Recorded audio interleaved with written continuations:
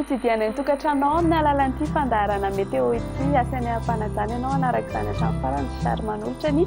arahaba tompoko lasy tompoko vavy ala izay malefaka na atony no mandrafitra ny toetrany androntsika eto Madagasikara amin'izao fotoan'izao mafosana ny fitsokan'ny rivotra ny amin'ny faritra avo amin'ny ray apatelo avaratry ny nosy atoraka izany ihany koa ny amin'ny morontsiraka avaratra sinanana sy morontsiraka avaratra andrefa ny Madagasikara iny mahazo an'izany ihany koa ny amin'ny manakaiky ny taolany aroany ireo zavatra ny amin'ny mety ho toetry ny androany raha pitsarontsika atombokontsika avy hatrany amin'ny maraina dia ho avy ny orana ny atsia antalasy analanjorofo toraka izany ihany koa ny any Tomasiny volalovandrahoana kosa ny atsia mangoro fa ifandimby rahoana sy masoandro na ibalika venga be masoandro amin'ny faritra sisa ao aorian'ny fisavan'ny zavotany na andehanjavona vao maraina amin'ny faritry ny avoatany ray manontolo ny any amena be toraka izany ihany koa ny any amin'ny avaratry atsimo andrefaniny raha ho an'ny ariva kosa indray dia mbola mitohy hatrany ny orana ny atsia antalasy analanjorofo toraka izany ihany koa ny any Tomasina fa ibalika venga be masoandro na ifandimby amby izany ho an'ny faritra sisa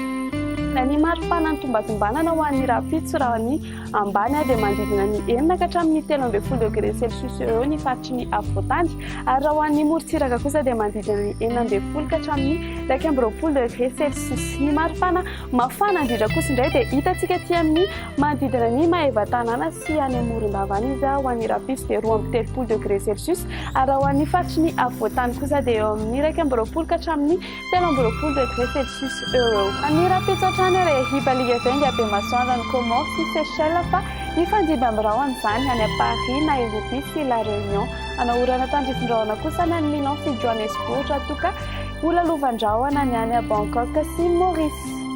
dia izay indray ary ny meteo atsika amin'ny fiteny malagasy hankatsitrany fenanao niaraka taminay hatramin'ny farany veloma tompoko